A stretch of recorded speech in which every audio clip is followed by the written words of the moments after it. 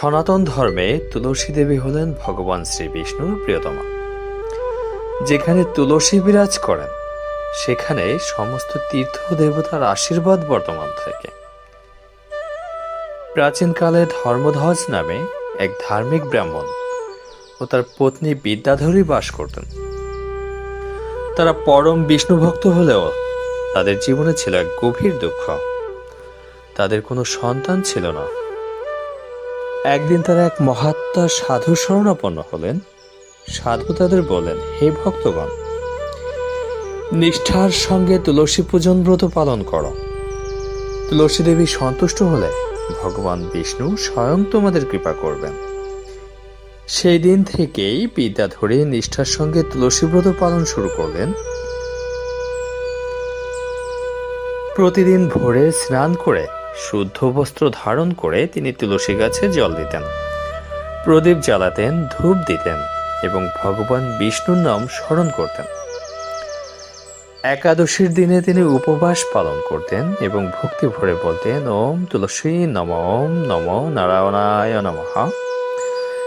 দীর্ঘদিন এই ব্রত নিষ্ঠার সঙ্গে পালনের ফলে ভগবান বিষ্ণু প্রসন্ন হলেন। এক রাত্রে বিদ্যাধরী স্বপ্নে দেখলেন তুলসী দেবী স্বয়ং তাকে আশীর্বাদ করছেন। কিছুদিনের মধ্যেই তাদের ঘরে এক পুত্র সন্তানের জন্ম হলো। সে বড় হয়ে হলো খুব ধর্মপরায়ণ, সদাচারী এবং ভক্তিপূর্ণ। কিন্তু সময়ের সাথে সাথে সে অহংকারে অন্ধ হয়ে তুলসী পূজা অবহেলা করতে শুরু করলো। এর ফলে তার জীবনে নেমে এলো রোগ, দুঃখ এবং নানা রকম বিপদ। তখন বিদ্যাধরী তাকে স্মরণ করে দিলেন তুলসী দেবীর মাহাত্ম্য। অনুতপ্ত হয়ে সে আবার নিষ্ঠার সঙ্গে তুলসী পূজা শুরু করলো। তুলসী দেবীর কৃপায় তার সমস্ত দুঃখ দূর হলো, সংসারে শান্তি ফিরে এলো এবং সে আবার ভগবান বিষ্ণুর আশীর্বাদ লাভ করল। হরে কৃষ্ণ।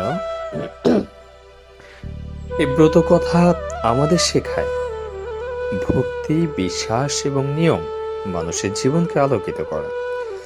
যে ব্যক্তি নিষ্ঠার সঙ্গে তুলসী পুজো ব্রত পালন করেন তার সংসার হয় সুখী, দাম্পত্য জীবন হয় শান্তিময় এবং ভগবান শ্রী বিষ্ণুর কৃপা সর্বদা তার সঙ্গে থাকে। ওম নমো ভগবতে বাসুদেবায়। ওম বৃন্দাবৈ তুলসীদেবায় প্রিয়ায় কেশবস্য চ বিষ্ণু ভক্তি পদদেবী সত্যবতৈ নমো নমঃ।